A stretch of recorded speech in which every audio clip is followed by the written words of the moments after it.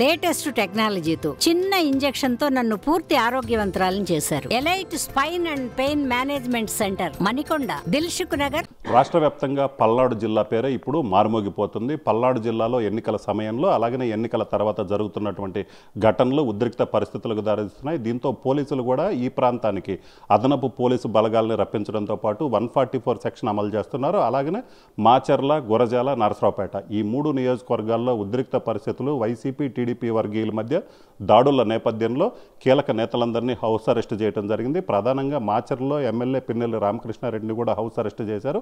ప్రస్తుతం మనతో పాటు ఉన్నారు. సార్ చెప్పండి, మాచర్ల నియోజకవర్గం ఈరోజు రాష్ట్రంలోనే అందరి నోట్లో కూడా మాచర్ల నియోజకవర్గం అనే మాట వినిపిస్తుంది. అసలు మాచర్లో ఇలాంటి ఉద్రిక్త పరిస్థితులకు దారితీసిన కారణం ఏంటి? ప్రధానంగా దీనికి ప్రధాన కారణం టీడీపీ ఎంపీ అభ్యర్థిగా పోటీ చేసిన కృష్ణదేవరాయలు గారు. ఆయన కమ్మ సామాజిక వర్గానికి సంబంధించిన వ్యక్తి.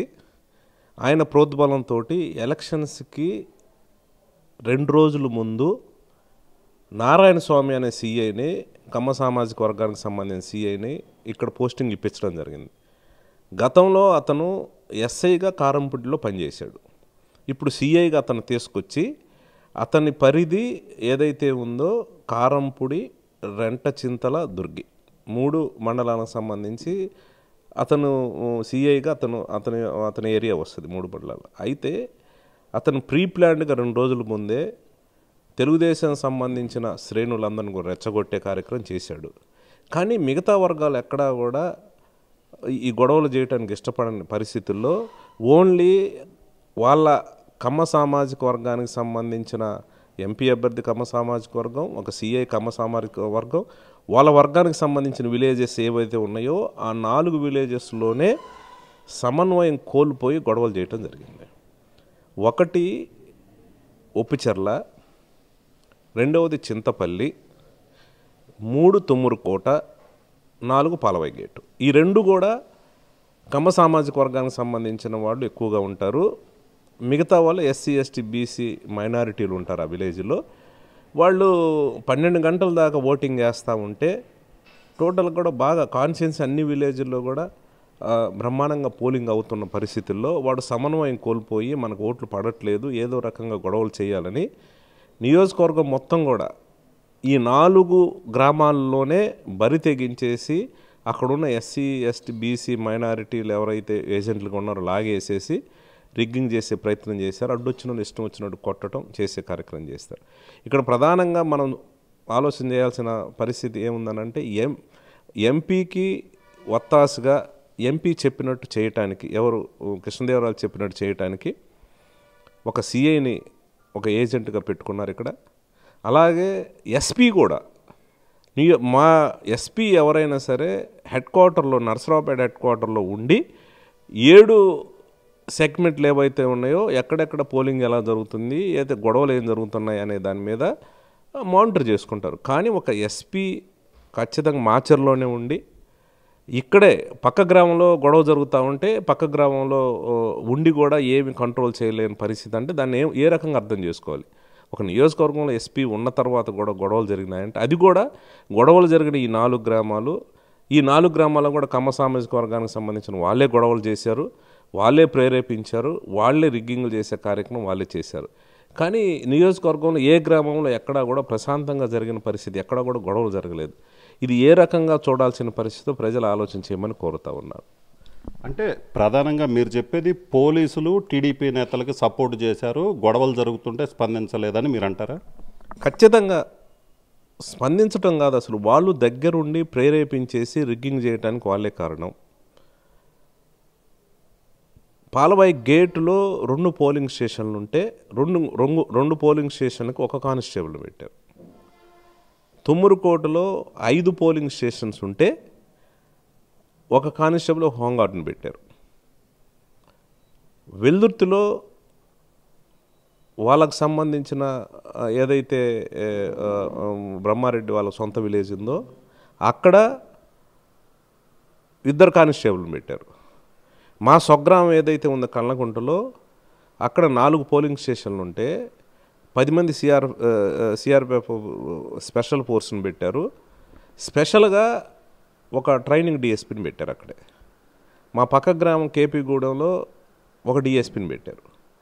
అనంటే ప్రీ ప్లాన్డ్గా పోలీస్ డిపార్ట్మెంటు వాళ్ళకు సంబంధించిన విలేజ్లో గొడవలు ముందే ప్రీ ప్లాన్డ్గా కూడా ఒక కానిస్టేబుల్ హోంగార్డ్ని పెట్టి సెక్యూరిటీ లేకుండా చేసి వాడు దాడులు చేయడానికి వీళ్ళే ప్రేరేపించారు. ఫస్ట్ పాయింట్ అది. ఇంకొకటి ఏంటంటే ఎక్కడ గొడవలు జరిగే పరిస్థితులు ఎక్కడా కూడా నేను ఫోన్ చేసి ఎస్పీ గారికి పదే పదే ఒక గ్రామంలో పాలవాయి గేట్ గ్రామంలో నేను గంట సేపు ఉన్నాను. ఉండి సార్ ఇక్కడ ఎస్సీ ఎస్టీలు ఓట్లు వేయనివ్వట్లేదు, మీరు ఎవరైనా ఎస్ఐని పంపించండి అంటే పక్క గ్రామంలోనే ఉన్నాడు. కనీసం ఒక ఎస్ఐని కానీ ఒక సిఐని కానీ ఎవరిని కూడా పంపించే పరిస్థితి లేదు. చివరికి నా ఫోన్ తీయటం కూడా ఆప్ చేసిన పరిస్థితి. అనంటే ఈ గొడవలన్నీ ఎస్పీకి తెలిసి జరిగినాయి. సిఐ నేతృత్వం వహించాడు. ఎంపీ అభ్యర్థిగా టీడీపీ అభ్యర్థిగా పోటీ చేసిన కృష్ణదేవరాయలు ముగ్గురు కొల్యూడయ్యి ఏదో రకంగా ఇక్కడ మనం పడట్లేదు, రిగ్గింగులు చేసి గొడవలు చేసి గెలవటానికి వాళ్ళు ఇసో ప్రయత్నం చేసిన మాట 100% వాస్తవం. ఇక్కడ మా నియోజకవర్గంలో ఎస్పీ ఇక్కడే కాన్స్టిట్యున్సీలోనే ఉన్నాడు. ఒక అడిషనల్ డీజీని ఇక్కడనే పెట్టారు. ఒక ట్రైనింగు డిఎస్పీని ఒక అతను పెట్టారు. ఇంకొక ఇద్దరు డిఎస్పీలు కూడా ఇక్కడే.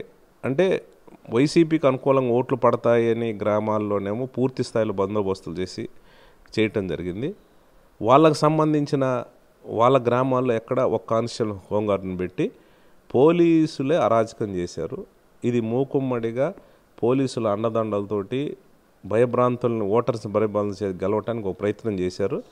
అది దాంట్లో వాళ్ళు సక్సెస్ అయ్యారు. ఇప్పుడు ఏం చెప్పుకున్నా మాకు సంబంధం చెప్పుకున్నా ఇవన్నీ కూడా ఆ 4 గ్రామాల్లోనే ఈ గొడవలు జరిగిన పరిస్థితి. ఈ 4 గ్రామంలోనే కొంతమేర వాళ్ళు రిగ్గింగ్ చేసుకున్నమాట వాస్తవం. అయినా ఈరోజు ఓటింగ్ సరళిని చూస్తే బ్రహ్మాండంగా 83% మాచర్లలో యావరేజ్న ఓటింగ్ సరళి జరగటం జరిగింది. ఖచ్చితంగా ప్రజలందరూ కూడా మా వైపు ఉన్నారు, నియోజకవర్గంలో మా వైపు ఉన్నారు. మేము ఖచ్చితంగా మంచి మెజార్టీ గెలవబోతూ ఉన్నాం. దయచేసి ఈ సందర్భంగా ప్రజలందరినీ కూడా కోరుతా ఉన్నాను. మాచర్ల నియోజకవర్గంలో ఉండే కార్యకర్తలని అభిమానులందరినీ కూడా కోరుతూ ఉన్నాం. ఎవరు సమన్వయం కోల్పోవాల్సిన అవసరం లేదు. ఖచ్చితంగా మన ప్రభుత్వం వస్తుంది, ఎవరు అధైర్యపడాల్సిన పని లేదు. ఎవరైతే ఈ రకంగా గొడవలకు ప్రేరేపించారో ఖచ్చితంగా వాళ్ళ మీద నేను ముఖ్యమంత్రి గారి దృష్టికి తీసుకెళ్తాను. వాళ్ళని ఖచ్చితంగా కూడా చట్టపరంగా కూడా వాళ్ళని చర్యలు తీసుకునే కార్యక్రమం చేస్తూ ఉన్నాం. నిన్న నేను కారంపూడిలో పోతురాజుగుట్టలో ఒక ఎస్టీలకి ఇల్లు బగలగొట్టినారని అంటే కార్యకర్తలు వాళ్ళ భయభ్రాంతులతో ఆడవాళ్ళందరూ కూడా ఏడుస్తూ ఉంటే పరామర్శించడానికి నేను పోతే నేను కారంపూడి ఆ విలేజ్ దగ్గర కూడా పోలే, కారంపూడి ఊరు బయటనే ఉంటే ఈ లోపలనే అదే సామాజిక వర్గానికి సంబంధించి వాళ్ళందరూ కూడా గుంపులుగా అయ్యి వాళ్ళు దాడి చేయటం జరిగింది. కానీ నేను విధి లేక వెనక్కి రావటం జరిగింది. ఇవన్నీ కూడా అడ్డం పెట్టుకొని ఇప్పటికీ కూడా పోలీసు వాళ్ళు వన్ సైడ్గా చేస్తూ ఉన్నారు. ఇప్పటికీ కూడా మా వాళ్ళ మీద కేసులు కట్టి మా వాళ్ళని హింసించే కార్యక్రమం, బెదిరించే కార్యక్రమం చేస్తూ ఉన్నారు. ఖచ్చితంగా ఈ సంఘటనల మీద స్పెషల్ ఎంక్వైరీ పెట్టిస్తాను. ముఖ్యమంత్రి గారి చెప్పేసి స్పెషల్ ఎంక్వైరీ పెట్టించేసి దీంట్లో ఎవరెవరి పాత్ర ఉందో, ఎంత పెద్ద అధికారుల పాత్ర ఉన్నా, ఎవరి పాత్ర ఉన్నా కూడా వాళ్ళందరి మీద చట్టపరంగా శిక్షించే కార్యక్రమం ఖచ్చితంగా చేస్తాం. మీరేమో మేమే బాధితులం అంటున్నారు, కానీ అక్కడ కారంపూడిలో చూసుకున్నట్లయితే టీడీపీ కార్యాలయం మీద దాడి జరిగింది. సో టీడీపీ కార్యకర్తకు సంబంధించి ఒక వెహికల్ కూడా తగలబెట్టారు. అక్కడ పిన్నెల్లి సోదరులు వచ్చిన తర్వాతనే ఈ గొడవ జరిగిందని చెప్తున్నారు. మీరేమంటారు? మీ గ్రౌండ్ లెవెల్లో మీరు పోయి ఎంక్వైరీ చేయమని అడుగుతా ఉన్నాను. ఒకసారి ఒప్పిచర్ల గ్రామం వెళ్ళండి. నిన్న ఏ రకంగా బీభత్సం చేసి అక్కడున్న ఎస్సీ ఎస్టీ వాళ్ళని ఏ రకంగా రోడ్డు మీదకి లాగి ఆడవాళ్ళని పిల్లల్ని చూడకుండా ఎట్లా ఎవరు కొట్టారు, ఎవరు గొడవ చేశారు. ఇంకొకటి మీరు చింతపల్లి వెళ్ళండి. అక్కడ ఎవరున్నాడు, సామాన్యులు ఎవరైతే ఉన్నారో, ఎస్సీస్ ఎవరైతే ఉన్నారో, ఎస్టీలు ఎవరైతే ఉన్నారో, బీసీలు ఎవరైతే ఉన్నారో వాళ్ళ దగ్గర పోయి మీరు ఓపెన్గా కూడా ఎంక్వైరీ చేసి అడగండి. ఇంకొకటి తుమ్మురుకోట వెళ్ళండి. మీరు గ్రౌండ్ లెవెల్లో అసలు ఎవరు గొడవ చేశారు, ఎవరు చేశారు అనేది అర్థమవుతుంది. నేను చెప్పాల్సిన పరిస్థితి కాదు. వాళ్ళేదో కావాలని ఎదురు దాడి చేసి ఈ పోలీసులు అండుంది, మాకు డిపార్ట్మెంట్ అండుంది, మమ్మల్ని ఏం చేయలేరనే ఆలోచనతో తాత్కాలికంగా వాళ్ళు ఆనందపడతా ఉన్నారు. మీ ద్వారా మీ మీడియా ద్వారా నేను చెప్తా ఉన్నాను, మీరే స్వయంగా పోయి ఆ 3 గ్రామాల్లో ఉండే ఎవరినొద్దు ఆ ఎస్సీ ఎస్టీ బీసీ వాళ్ళని నిన్న ఏం జరిగింది, ఎట్లా జరిగింది, ఈ సంఘటన కారణాలు ఎవరు, కొట్టింది ఎవరు, ఎందుకు కొట్టారు అన్నది అడగండి. అది మీకే తెలుస్తుంది. నేను చెప్పాల్సిన పరిస్థితి కూడా లేదు.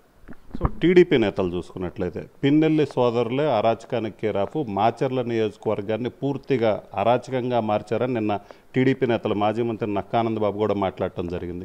ఏమంటారు? అంటే టీడీపీ నేతలు మిమ్మల్ని టార్గెట్గా చేసుకొని, మిమ్మల్ని మీ సోదరుని టార్గెట్గా చేసుకొని మాట్లాడుతున్నారు. నిజంగా ఇలాంటి పరిస్థితి ఉంటే వాళ్ళు మళ్ళీ మిమ్మల్ని ఎందుకు టార్గెట్గా చేసుకొని మాట్లాడుతున్నారు అనుకోవచ్చు? ఖచ్చితంగా వాళ్ళు ఒక రకమైన డిప్రెషన్లో భయపడతా ఉన్నారు. ఎందుకంటే వరుసగా నేను 4 సార్లు శాసనసభ్యుని ఎన్నికైనా 2019 ఎలక్షన్ చూసినా కూడా ఎక్కడా కూడా ఇలాంటి సంఘటనలు జరిగిన పరిస్థితి లేదు. అంతకుముందు 2014లో కానీ 2012లో కానీ 2009లో కానీ ఎక్కడా కూడా ఇలాంటి సంఘటనలు ఇంత పెద్ద జరిగిన పరిస్థితి లేదు. అంటే వరుసగా మేము బలంగా ఏడుండి గెలుస్తూ వస్తూ ఉన్నాం కాబట్టి ఏదో రకంగా నన్ను నిలువరించాలి, ఏదో రకంగా ఆపాలి అని ప్రీ ప్లాన్డ్గా పోలీసుల డిపార్ట్మెంట్తో కొమ్మక్కై ఎలక్షన్ కోసం ముందే మేనేజ్ చేసి వాళ్ళు కావాలని ఎస్పీని కావాలని తీసుకొని వచ్చి వాళ్ళ సామాజిక వర్గానికి సంబంధించిన వ్యక్తి ఎవరైతే ఉన్నారో ఒక సిఐని కూడా 2 రోజుల ముందు ఇక్కడ పోస్టింగ్ వేయించుకొని నియోజకవర్గంలో ఎక్కడా గొడవలు జరగలేదు. ఆ 4 గ్రామాలలోనే గొడవలు చేసి కొట్టడం జరిగింది తప్పితే మిగతా ఇన్ని గ్రామాల్లో ఎక్కడా కూడా, ఇప్పుడు మాచర్ల మండలంలో ఏ గ్రామంలో కూడా గొడవలు జరిగిన పరిస్థితి లేదు. అలాగే వెల్దుర్తి మండలంలో కూడా చిన్న చిన్న చెదురుమన సంఘటనలు తప్పితే ఎక్కడా కూడా జరిగిన పరిస్థితి లేదు. దుర్గి మండలంలో కూడా చూస్తే ముటుకూరులో ఉదయం ఒక చెదురుమర చిన్న సంఘటన జరిగింది తప్పితే మండలం మొత్తం మీద ఎక్కడా కూడా జరిగిన పరిస్థితి లేదు. ఒక కారంపూడి రెంటచింతల మండలంలో 2 గ్రామాల్లో వాళ్ళే ఈవీఎంలు పగలగొట్టి వాళ్ళే ఎవరిని రాకుండా భయభ్రాంతులు చేసి వాళ్ళే వన్ సైడ్గా కూడా ఎలక్షన్ చేసుకోవడానికి కారణం. ఎందుకంటే నిన్న అనిల్ కుమార్ యాదవ్ గారు రావటం జరిగింది ఎలక్షన్ పర్యవేక్షణ చేయడానికి, చూసుకోవటానికి. అయితే అక్కడ ఏం జరిగింది, తుమ్మూరుకోడు విలేజ్లలో అక్కడ 5 పోలింగ్ స్టేషన్స్ ఉన్నాయి. 5 పోలింగ్ స్టేషన్స్ మధ్యాహ్నం 12 గంటల దాకా చూస్తే మాకు వన్ సైడ్గా ఎస్సీ ఎస్టీ బీసీలు ఓట్లు వేస్తూ ఉన్నారు. దాన్ని అడ్డం పెంచుకొని వాళ్ళు జీర్ణించుకోలేక అక్కడ 5 పోలింగ్ స్టేషన్లో ఉన్న ఈవీఎం ఏవైతే మిషన్స్ ఉన్నాయో వాళ్ళే పగలగొట్టారు. వాళ్ళే పగలగొట్టి అక్కడుండే వాళ్ళందరినీ కూడా భయంభ్రాంతులు చేసి మళ్ళీ మేము కలెక్టర్ని కూడా రిక్వెస్ట్ చేయటం జరిగింది. వాళ్ళే పగలగొట్టారు, ఎవరు కూడా వచ్చే పరిస్థితి లేదు, దయచేసి రీపోలింగ్ పెట్టండి అని కూడా మేము వాళ్ళకి ఇన్ఫర్మేషన్ ఇచ్చాం, మెయిల్ కూడా చేస్తే చివరి కలెక్టర్ కూడా వినకుండా అక్కడ ఖచ్చితంగా మళ్ళీ 1 గంట తర్వాత మళ్ళీ మేము పోలింగ్ స్టార్ట్ చేస్తున్నాం చెప్పడం జరిగింది. పోలింగ్ స్టార్ట్ చేశారు. కానీ మా ఏజెంట్లను కూడా అలౌ చేయకుండా, మా పార్టీ ఏజెంట్లు లేకుండా తుమ్మూరుకోటలో ఎలక్షన్ చేశారు. దాన్ని ఏమంటారు? ఒప్పిచర్లో కూడా అదే పరిస్థితి, చింతపల్లిలో కూడా అదే పరిస్థితి. వీళ్ళందరూ కూడా ఏజెంట్లు లేకుండా ఎలక్షన్ చేసి వీళ్ళు ఏదైనా ఎస్పీ గారు ఏదనంటే మీ ఏజెంట్ రమ్మని అంటారు. ఓ పక్క బయట రానివ్వట్లేదు, వాళ్ళ ఇళ్ళ మీద పోయి కొడతా ఉన్నారని అంటే దానికి ఆన్సర్ లేదు. లేకుండా కావాలని కొల్లుడై ఈ రకంగా చేసిన పరిస్థితి. ఈ 4 గ్రామం నియోజకవర్గం మొత్తం చూస్తే ఒక ఒప్పిచర్ల, చింతపల్లి, తుమ్మూరుకోటు, పాల్వాయి గేటు, ఈ 4 గ్రామాలలోనే కమ్మ సామాజిక వర్గానికి సంబంధించి ఎక్కువగా ఉంటారు. ఈ 4 గ్రామాల్లోని వాళ్ళందరూ కూడా జీర్ణించుకోలేక ఎలాగైనా సరే మాకు ఓట్లు పడట్లేదు, ఎస్సీ ఎస్టీ బీసీలు ఓట్లు ఇవ్వట్లేదు, వాళ్ళని బెదిరించేసి, వాళ్ళు చిన్నోళ్ళు కాబట్టి బెదిరించి రాకుండా చేయాలని ఈ 4 గ్రామాల్లో గొడవలు జరిగినాయి. ఎస్పీ ఉండి, ఐజీ ఉండి, 3 డిఎస్పీలు ఉండి 4 గ్రామాలని కూడా నిర్వహించలేక ఎందుకు పోయి ఎలక్షన్ చేయించలేకపోయినారనేది ప్రజలు చూస్తూ ఉన్నారు. వాళ్ళు వన్ సైడ్గా చేసి కావాలని మా వాళ్ళని బెదిరించినారంటే ఇంతకన్నా నిదర్శనం అయితే ఏం లేదు. సో ఇది పరిస్థితి. మొత్తం మీద చూసినట్లయితే నరసరావుపేట ఎంపీ అభ్యర్థిగా టీడీపీ తరపున పోటీ చేసినటువంటి లావు శ్రీకృష్ణదేవరాయలే మాచర్ల నియోజకవర్గంలో జరిగినటువంటి గొడవలకి ప్రధాన కారణం. ఎన్నికలకు ముందే ఎస్పీ కావచ్చు, అలాగనే కారంపూడి మండలానికి సంబంధించిన ఆయన సామాజిక వర్గానికి చెందినటువంటి సిఐని మార్పించుకున్నారు. అక్కడ ఆ పరిధిలోనే మాచర్ల నియోజకవర్గంలో అన్ని చోట్ల ప్రశాంతంగా ఎన్నికలు జరిగినప్పటికీ కూడా కారంపూడి సిఐ పరిధిలో ఉన్నటువంటి గ్రామాల్లోనే అరాచకం జరిగింది, గొడవలు జరిగాయి. వైసీపీ నేతల్ని ఓట్లు వేయనీయకుండా అడ్డుకున్నారు, ఏజెంట్లను కూడా బయటికి లాగినటువంటి పరిస్థితి ఉంది. ఖచ్చితంగా పోలీసులు పక్షపాతంగా వ్యవహరించారు. అలాగనే రెవెన్యూ అధికారులు, కలెక్టర్ కావచ్చు, మిగతా అధికారులు కావచ్చు, ఎన్నికల్లో ఏకపక్షంగా వ్యవహరించారు. వైసీపీ నేతలకి సంబంధించినటువంటి వాళ్ళ మీద దాడులు జరుగుతుంటే కనీసం తాను ఇంటిమేషన్ ఇచ్చినప్పటికీ కూడా పట్టించుకోలేదు. టీడీపీ నేతలకు అనుకూలంగా వ్యవహరించారు. అదే పరిస్థితి వల్ల ఈ ఘటనలు చోటు చేసుకున్నాయి. అలాగనే కారంపూడి ఘటనకు సంబంధించి కూడా తాను గాయపడ్డ వాళ్ళని పరామర్శించడానికి వెళ్తున్న సమయంలోనే ఒప్పిచర్ల వద్దే వాళ్ళు అడ్డుకోవడం జరిగింది, భారీ ఎత్తున తరలి వచ్చారు. సో దాంతో తాను వెనక్కి వచ్చానని చెప్తున్నారు. మొత్తం మీద అయితే మాత్రం దాడులు మాచర్ల నియోజకవర్గంలో జరిగినటువంటి ఘటనలు ఏదైతే ఉన్నాయో ఆ ఘటనల మీద ముఖ్యమంత్రి దృష్టికి తీసుకెళ్తాను, దీని మీద ప్రత్యేకంగా స్పెషల్ ఎంక్వైరీ చేయించి ఎవరైతే ఈ దాడులకు కారణమైన వారు ఉన్నారో వాళ్ళని చట్టపరంగా శిక్షించేలాగా చర్యలు తీసుకుంటామని చెప్తున్నారు. కెమెరామెన్ సిద్ధుతో రామారావు, RTV మాచర్ల నుంచి. మరిన్ని వీడియోస్ కోసం ఛానల్ ని సబ్స్క్రైబ్ చేయండి, లేటెస్ట్ అప్డేట్స్ కోసం వాట్సాప్ ఛానల్ ని ఫాలో చేయండి అండ్ లింక్ డిస్క్రిప్షన్ లో ఉంది.